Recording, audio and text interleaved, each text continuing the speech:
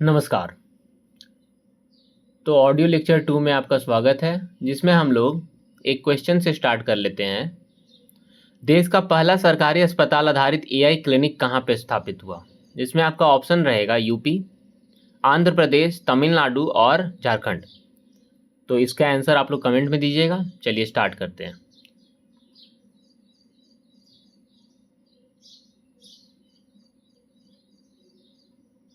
नौवे सिद्ध दिवस का आयोजन हुआ है। आयुष मंत्रालय 3 जनवरी 2026 को चेन्नई के क्लायनवार अरंगम में 9वें सिद्ध दिवस का आयोजन करेगा।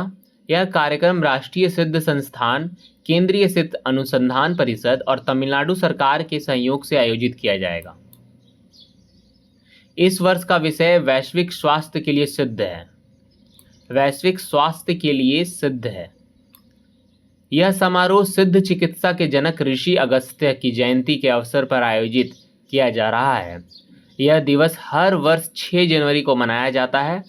यह कार्यक्रम का उद्घाटन और अध्यक्षता कौन करेगा? तो उपराष्ट्रपति सीपी राधाकृष्णन करेंगे। बीएसएनएल द्वारा वॉइस ओवर वाईफाई सेवा की शुरुआत की गई है। भारत संचार निगम लिमिटेड ने नए साल पर वॉइस ओवर वाईफाई कॉलिंग सेवा को देश भर के सभी टेलीकॉम सर्किलों में शुरू किया है। यह सेवा उन क्षेत्रों में भी कॉल करने की सुविधा देगी जहां मोबाइल नेटवर्क कमज़ोर या उपलब्ध नहीं होती, खासकर ग्रामीण और अंदरूनी इलाकों में। वो वाईफाई तकनीक के माध्यम से ग्राहक वाईफाई नेटवर्क का उपयोग करके वॉइस कॉल और एसएमएस कर सकता है, जिससे बेहतर आवाज़ गुणवत्ता और कम कॉल ड्रॉप की समस्या होती है। यह सेवा बीएसएनएल ब्रॉडबैंड, भारत फाइबर या किसी भी वाईफाई नेटवर्क पर काम करती है। इसकी खास बात यह है कि इसके लिए किसी अतिरिक्त ऐप की ज़रूरत नहीं होगी और ग्राहक अपने मौजूदा मोबाइल नंबर और फ़ोन डायलर से ही कॉल कर सकेंगे, जिसका उपयोग आसान और सुविधाजनक बनाया जाता है। नासा ने अपने सबसे बड़े पुस्तकालय को स्थायी रूप से किया बंद।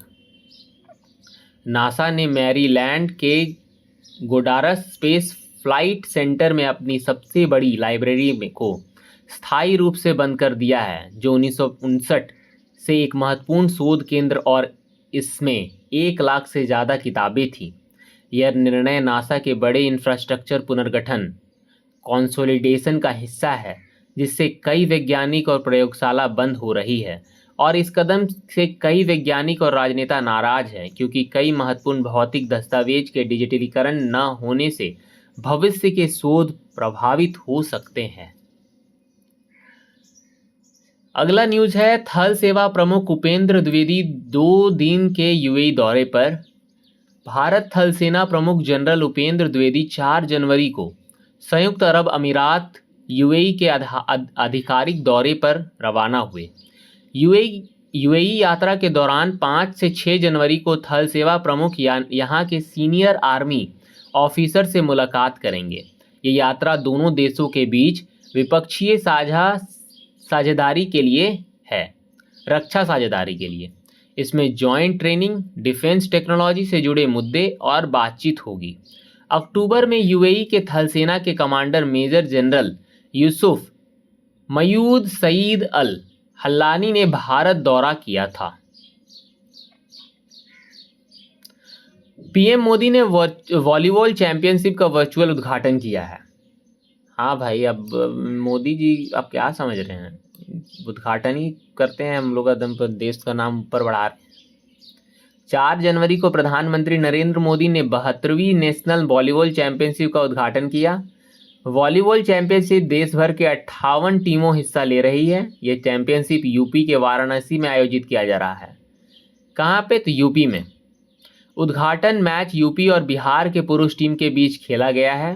यूपी को 43 साल बाद नेशनल वॉलीबॉल चैंपियनशिप की मेजबानी मिली है। इससे पहले 1984 में इसका उद्घाटन हुआ था, आयोजन। अब है अगला, मॉरिशस के राष्ट्रपति 5 दिन भारत दौरे पर आए थे। 3 जनवरी को मॉरिशस के राष्ट्रपति धर्मवीर गोकुल 5 दिवसीय आधिकारिक यात्रा पर भारत पहुंचे हैं। गोकुल साथ 2014 में पीएम मोदी की शपथ ग्रहण समारोह में शामिल हुए थे। वे आंध्र प्रदेश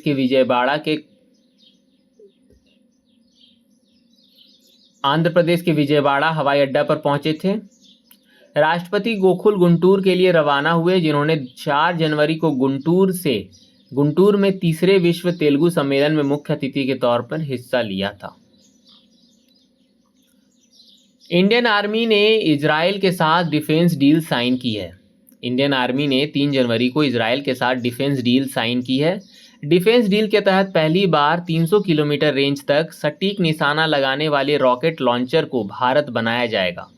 इंडियन आर्मी ने पुणे के private defence manufacturing company NIBE के साथ ये डील 293 करोड़ में की है। ये डील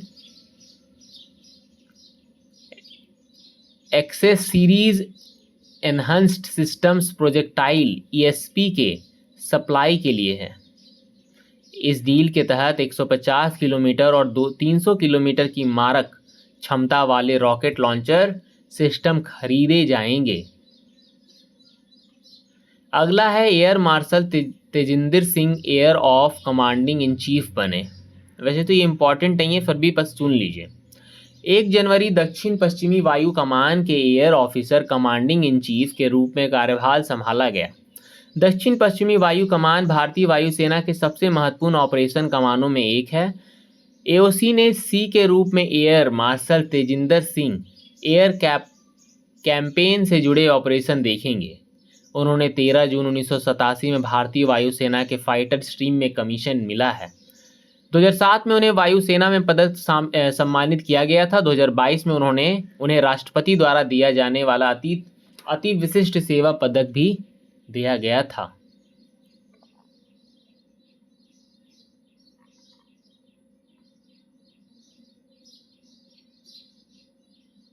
अगला न्यूज है, उपराष्ट्रपति डेल्सी रोड्रिग्स वेनेजुएला की कार्यकारी राष्ट्रपति बनी।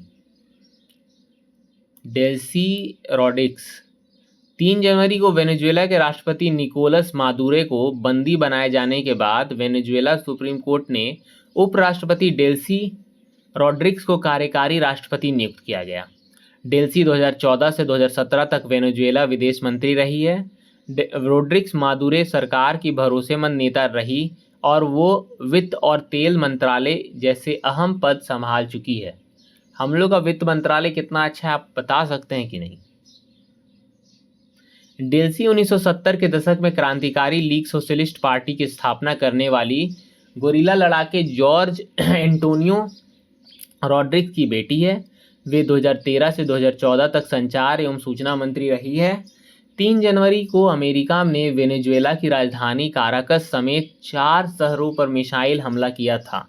इसके बाद अमेरिका सेना ने मादुरो और उनकी पत्नी सीलिया एडेला को कब्जे में ले लिया। लद्दाख ने स्पोर्ट्स पॉलिसी 2025 लॉन्च की है। कौन किया है लॉन्च?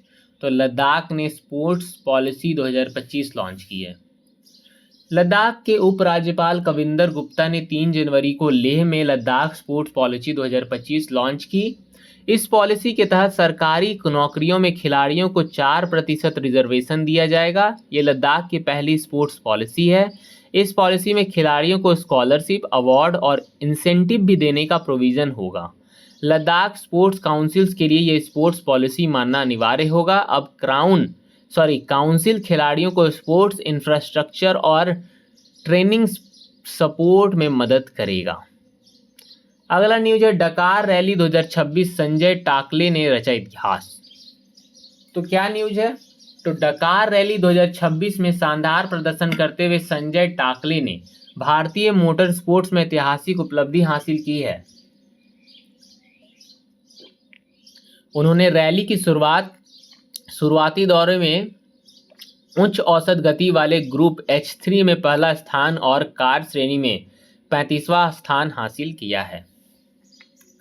पश्चिम अफ्रीका देश गिनी के नए राष्ट्रपति। पश्चिम अफ्रीका देश गिनी में सैन्य नेता मामदानी डुम्बोया राष्ट्रपति चुने गए हैं। दिसंबर में हुए चुनाव में उन्होंने 86.72% वोट मिला है। डुम्बोया ने सितंबर 2021 में तख्ता पलट कर राष्ट्रपति अल्फा कॉन्डे को हटाया और बाद में खुद चुनाव लड़ने का फैसला किया है। तख्ता पलट अगर कहीं होता है ना तो बहुत दिक्कत से होता है। माता पिता की सहमति के बिना सोशल मीडिया का उपयोग पर प्रतिबंध तो कौन देश लगाया है? फ्रांस 15 साल से कम उम्र के बच्चों के लिए माता पिता की सहमति के बिना सोशल मीडिया का उपयोग पर प्रतिबंध लगाने का प्रस्ताव लगाया है, ताकि मानसिक स्वास्थ्य, अत्यधिक स्क्रीन टाइम और ऑनलाइन नुकसान जैसी चिंताओं को दूर किया जा सके।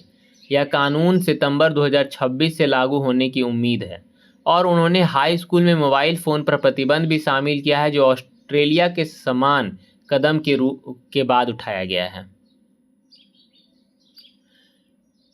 अगला खबर है, नवंबर 2025 में भारत के ब्रॉडबैंड उपभोक्ता 1 अरब के पार पहुंचे।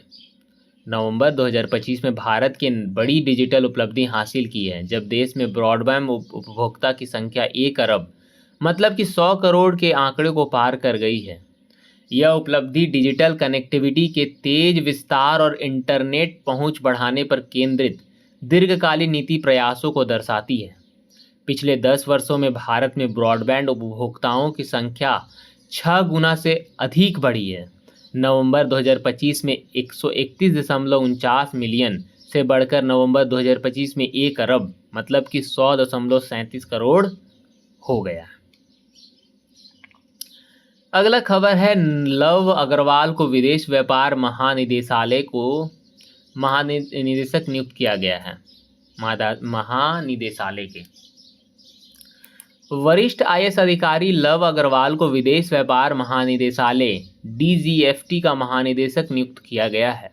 यह नियुक्ति क्रमिक मंत्रालय द्वारा जारी आदेश के अनुसार मंत्रिमंडल की नियुक्ति समिति को मंजूरी के बाद दी गई है। इस नौकरशाही फेरबदल के तहत वर्तमान में सहकारिता मंत्रालय में अतिरिक्त सचिव के रूप में कार्यरत रविंद्र कुमार अग्रवाल को भारतीय खाद्य निगम मतलब कि FCI का अध्यक्ष एवं प्रबंध निदेशक नियुक्त किया गया है। उन्होंने आशुतोष अग्निहोत्री का स्थान लिया है, जिन्हें अब पर्यावरण, वन एवं जलवायु परिवर्तन मंत्रालय में अतिरिक्त सचिव बनाया गया है। आयरलैंड में मिला वर्षों पुराना शहर। आयरलैंड के पुरातत्वविदों को यहां अब तक का सालों पुराना और सबसे बड़ा प्राग ऐतिहासिक बसावट शहर मिला है। इसमें 600 से अधिक घरों का अवशेष मिला है। यह बसावट 2 गोलाकार घरों से हुई थी। बाहरी इलाकों में लगभग 509 घर पाए गए हैं, जबकि केंद्र में करीब 98 घरों का समूह मिला है। यह क्षेत्र पहाड़ी किला क्लस्टर का हिस्सा है, जिसमें कुल 13 पहाड़ी शामिल हैं। यह बसावट लगभग 3700 से 800 ईसा पूर्व की है। खुदाई के दौरान पत्थरों को फर्श, चूल्हे और खंभों के गड्ढे और जले हुए अवशेष मिले हैं। अगला न्यूज है, राष्ट्रीय पक्षी दिवस 2026। राष्ट्रीय पक्षी दिवस 5 जनवरी 2026 को विश्व स्तर पर मनाया जा रहा है। इसका उद्देश्य पक्षी संरक्षण के प्रति जन जागरूकता बढ़ावा और पक्षियों के तथा आवासों की रक्षा के लिए व्यक्तिगत एवं सामुदायिक स्तर पर कार्यवाही का प्रोत्साहन किया जा रहा है। राष्ट्रीय पक्षी दिवस की शुरुआत 2002 में एवियन वेलफेयर द्वारा किया गया। यह अमेरिका के ऐतिहासिक बर्ड काउंट के साथ जुड़ा हुआ है, जो दुनिया के सबसे पुराने वन्यजीव संरक्षण में से एक है। अगर आपको इस न्यूज़ का जो भी मैं न्यूज़ आपको ऑडियो में मिल रहा है, इसका एक PDF अगर चाहिए तो आप कमेंट में ज़रूर लिखिएगा, मैं आपको टेलीग्राम में दे दूंगा। अब यहाँ तक तो हम लोग देख लिए हैं। इसी तरह हम लोग आगे बढ़ते रहेंगे धीरे धीरे, और आप लोग सुनते चलिए। आप लोग को अगर धीरे लग रहा है तो आप लोग 1.5 या फिर 1.25 में सुन सकते हैं। धन्यवाद। मिलते हैं। जय हिंद, जय भारत।